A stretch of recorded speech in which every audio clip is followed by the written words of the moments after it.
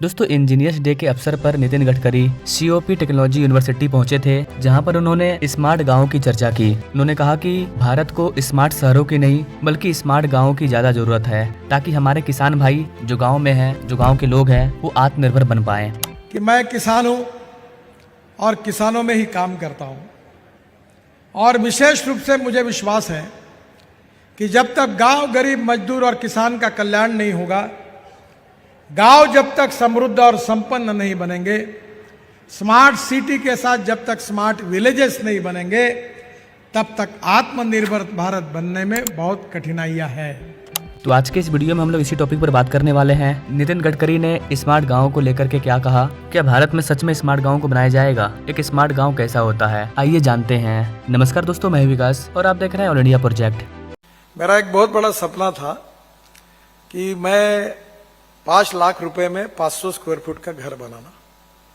अब आप smart city की बात कर रहे हैं, मैं स्मार्ट विलेज की बात कर रहा हूं। मैं ज्यादातर गांव में काम करता हूं, तो मैं बहुत कोशिश कर रहा था। तो मैं कोई बिजनेसमैन नहीं हूं। आपको बता देगा, इसके इंजीनियर्स डे के अवसर पर Nitin Gadkari COP technology university पहुंचे थे, जहां पर पूर्व छात्रों का सम्मेलन आयोजित किया गया था, जहां पर मुंबई बेंगलुरु के लिए सड़क योजनाओं पर बातचीत हो रही थी। उन्होंने कहा कि मुंबई पुणे एक्सप्रेसवे पर भारी ट्रैफिक है। अटल सेतु के पास 14 लेन की सड़क बनाई जाएगी, जो आगे रिंग रोड के माध्यम से पुणे और फिर बेंगलुरु से जुड़ेगी। यानी कि ये जो 14 लेन का सड़क होगा, ये बेंगलुरु से भी जुड़ जाएगा और पुणे से भी जुड़ जाएगा, जिसके वजह से मुंबई पुणे एक्सप्रेसवे का जो ट्रैफिक है वो 50% कम हो जाएगा। जैसा कि आप सभी जानते हैं, अटल सेतु देश का सबसे लंबा समुद्री पुल है और ये मुंबई में सवेरी को नवी मुंबई से जुड़ता है। इस कार्यक्रम में नितिन गडकरी ने कहा कि ऑटोमोबाइल क्षेत्र में भारत दुनिया में तीसरे स्थान पर है और आगे 25 वर्षों में सभी वाहन जीवाश्म ईंधन से नहीं बल्कि बिजली से चलेंगे। मतलब ये तो हम सभी जानते हैं कि आने वाला टाइम इलेक्ट्रिक व्हीकल का होगा। हम लोग जीवाश्म ईंधन यानी कि डीजल पेट्रोल का यूज नहीं करेंगे।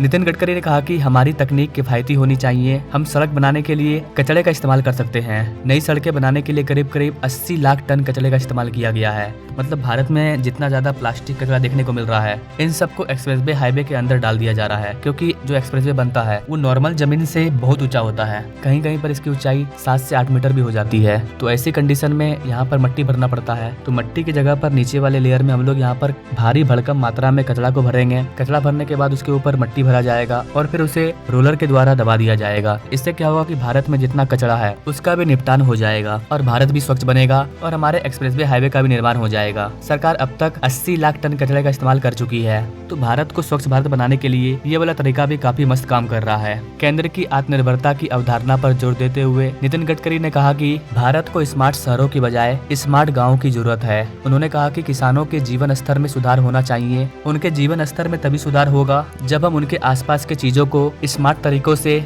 स्मार्ट बना देंगे। जैसे कि हमारे किसान भाई खेती तो खेत में करते हैं, लेकिन उनके आने जाने के लिए अच्छा रोड होना चाहिए, अच्छी पानी की व्यवस्था होनी चाहिए। अभी क्या होता है कि हमारे ज्यादातर किसान बरसात के मौसम पर डिपेंड हैं। पानी पड़ेगा तो खेती होगा, नहीं तो नहीं होगा। ऐसा नहीं होना चाहिए। उनके लिए उचित पानी का व्यवस्था होना चाहिए, ताकि 12 महीने अच्छे तरीके से खेती हो। किसानों के द्वारा जो भी साग सब्जी को उगाया जा रहा है, उनको आसानी से शहरों तक ले जाया जा सके। इसके अलावा कुछ ऐसे अनाज है जिनके लिए हमें कोल्ड स्टोरेज की जरूरत पड़ती है। तो एक बड़े स्मार्ट गाँव के अंदर एक कोल्ड स्टोरेज को भी बनाना चाहिए, जहाँ पर कि हम लोग सीजनेबल फ्रूट्स वगैरह को रख सके, जो कि सिर्फ सीजन में ही पैदा होता है, उसके बाद नहीं होता है। तो उनको हम लोग कोल्ड स्टोरेज में रखेंगे। मतलब जो चीज आपको एक बड़े शहर में देखने को मिलती है, वो सारी चीजें आपको गाँव में देखने को मिलेगी, लेकिन एक स्मार्ट तरीके से।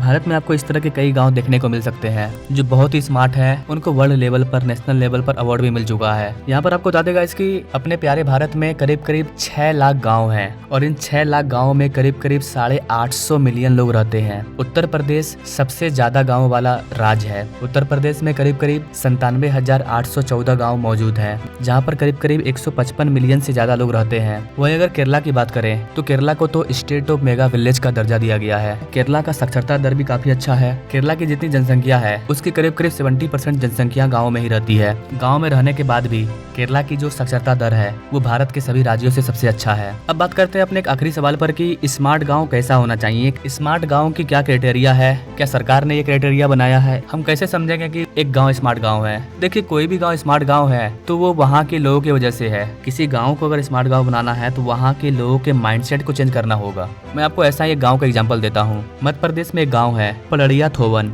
जिसको कि स्मार्ट गांव का दर्जा मिल चुका है भारतीय सरकार के द्वारा। आज इस गांव को स्मार्ट गांव का दर्जा तो मिल चुका है, लेकिन इस गांव को स्मार्ट गांव बनने में बहुत ही मेहनत करना पड़ा है। पहले यह गांव भी अन्य गांव की तरह बहुत ही समान था। वैसे तो प्राकृतिक रूप से यह गांव बहुत ही खूबसूरत था पहले से ही। नेचुरली यह गांव तीन तरफ से 3 छोटी नदियों से घिरा हुआ है। किसी गांव को स्मार्ट बनाना है तो वहां पर हमें अच्छे लोगों की जरूरत पड़ती है। एक ऐसा लीडर जो अपने गांव को बेटर बनाने के बारे में सोचे। आज जो आप बड़े बड़े नेता देख रहे हैं बड़े बड़े लेवल पर, वो नेता गाँव से उठ करके आते हैं। उन्होंने पहले अपने गाँव अपने जिले को अच्छा बनाया है, तब जाकर के आज वो मंत्री है, सीएम है। मैं सबकी बात नहीं कर रहा हूँ, कुछ की बात कर रहा हूँ। बाकी सबका हाल कैसा है आप सभी जानते हैं। इस गांव की कहानी भी कुछ ऐसी ही है। इस गांव को भी एक मस्त लीडर मिल गया। इस गांव में एक व्यक्ति है अनुज वाजपेयी। सन 2005 में अनुज वाजपेयी जबलपुर में एक कॉलेज में पढ़ाई कर रहे थे।